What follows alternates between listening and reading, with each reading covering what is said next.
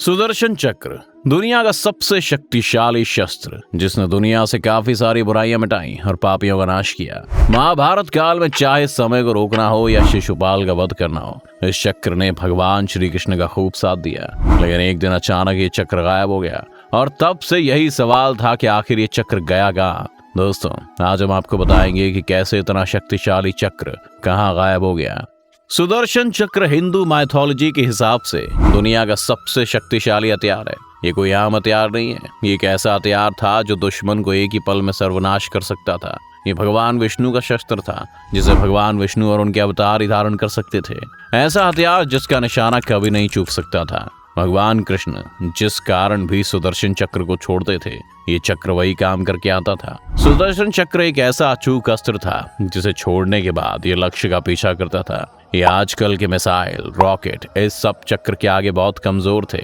सुदर्शन चक्र भगवान विष्णु के मन की बात सुनता था और उन्हीं की आज्ञा मानता था। पुराणों के मुताबिक ये चक्र किसी तरीके से नहीं चलाया जाता, बल्कि ये तो इच्छा शक्ति के हिसाब से काम करता था। ये चक्र कभी गलती नहीं करता था। जिसे मारने के लिए इसका इस्तेमाल किया जाता था, ये उसी को मारकर वापस लौटता था। इस वजह से भगवान विष्णु इसे सोच समझ कर इस्तेमाल करते थे। महाभारत के युद्ध में भी श्री कृष्ण ने आखिरी बार इस शस्त्र का इस्तेमाल किया था। उसके बाद सुदर्शन चक्र के इस्तेमाल का कभी कहीं जिक्र नहीं मिलता था। आखिर कहाँ गया शक्तिशाली चक्र, बताएंगे दोस्तों आपको। लेकिन उससे पहले जानते हैं कि ये चक्र दिखता कैसा था और भगवान विष्णु को आखिर ये मिला कहाँ से। इस चक्र की आकृति को लेकर भी पुराणों में अलग अलग वर्णन मिलता है। ऋग्वेद के मुताबिक सुदर्शन चक्र एक गोल चक्र है जिसमें 108 ब्लेड्स हैं। ये चक्र कई योजन की दूरी तय कर सकता है। एक योजन में करीब 8 माइल्स होते हैं। वामन पुराण के मुताबिक इसका केंद्र वज्र से बना हुआ है। इसके केंद्र में 12 तीलियां हैं, तो वहीं 6 नाभि हैं। 12 तीलियां 12 महीनों को दिखाती हैं, तो 6 नाभि 6 ऋतुओं को दिखाती हैं। वहीं सुदर्शन चक्र के अस्तित्व को लेकर भी हर किसी के अलग अलग मत हैं। मान्यताओं के मुताबिक ये चक्र भगवान विष्णु की तर्जनी उंगली में, वहीं भगवान श्री कृष्ण के हाथ में अंगूठी की तरह समाया हुआ था जो लगातार घूमता रहता था। ऋग्वेद के मुताबिक ये कोई चक्र था ही नहीं, ये एक समय का चक्र था जो लगातार चलता रहता था। जब भी भगवान विष्णु को समय में फेरबदल करना हो या फिर किसी को उसके पापों की सजा दिलानी हो, तो भगवान विष्णु और उनके अवतार इस चक्र के जरिए समय को रोक देते थे। मान्यताओं के अनुसार जब भगवान को किसी पापी का नाश करना होता था, तो भगवान समय के चक्र में जाकर दुश्मन को निहत्था कर देते थे और फिर उस पर वार करते थे। भगवान विष्णु इस चक्र को अपनी इच्छा शक्ति के मुताबिक प्रकट करते थे। वहीं भगवान कृष्ण ने सुदर्शन चक्र के जरिए महाभारत काल में बहुत से दुश्मनों का सर्वनाश किया था और वहीं भगवान ने इस समय चक्र के रूप में भी इस्तेमाल किया, इसीलिए इसे समय चक्र कहा गया था। इस चक्र के जरिए श्री कृष्ण समय को रोक कर रख सकते थे, समय के पीछे जा सकते थे, समय के आगे भी जा सकते थे। इस समय चक्र का इस्तेमाल श्री कृष्ण ने महाभारत में जयद्रथ के वध के लिए किया था। दरअसल जब अर्जुन के पुत्र अभिमन्यु को चक्रव्यूह में फंसाकर जयद्रथ ने अभिमन्यु की हत्या कर दी थी, तब अर्जुन ने अपने बेटे की हत्या का बदला लेने के लिए प्रतिज्ञा की थी कि वह अगले दिन सूर्यास्त होने के पहले ही जयद्रथ की हत्या कर देगा, वरना वह खुद को जलाकर खत्म कर लेगा। अगले दिन कौरवों की सेना शाम तक जयद्रथ की रक्षा करती रही और अंत में जब अर्जुन निराश हो गया, तब भगवान श्री कृष्ण ने अपनी माया की और कुछ देर के लिए सूर्य को छिपा दिया ताकि कौरवों को भ्रम हो सके। जब कौरव बहुत खुश हुए और अर्जुन बहुत निराश, तब कृष्ण ने अपनी माया समेट ली और सूर्य को वापस उदय कर दिया। ये देखकर जयद्रथ घबरा गया और उसे अपनी मौत सामने दिखने लगी। तब अर्जुन ने अपने बेटे की मौत का बदला जयद्रथ को मारते हुए लिया। उस समय श्री कृष्ण ने सुदर्शन चक्र के जरिए समय को कुछ पल के लिए रोक दिया था और कौरवों को भ्रमित कर दिया था। इसके अलावा जब अर्जुन युद्ध से घबराए हुए थे और वो युद्ध में भाग नहीं लेना चाहते थे और दुखी थे, तब उनको उनके कर्तव्य का ज्ञान कराने के लिए श्री कृष्ण ने उन्हें गीता का उपदेश दिया था। उस समय भी श्री कृष्ण ने अर्जुन को गीता का ज्ञान देते हुए समय को सुदर्शन चक्र की सहायता से रोक दिया था और अर्जुन को ये ज्ञान दिया था। बाद में उन्होंने इसी चक्र की मदद से वापस सब कुछ पहले जैसा ही कर दिया था। दोस्तों, इन्हीं सब बातों को लेकर लोगों के अलग अलग मत हैं। कुछ का कहना था कि ये चक्र भौतिक हथियार था ही नहीं,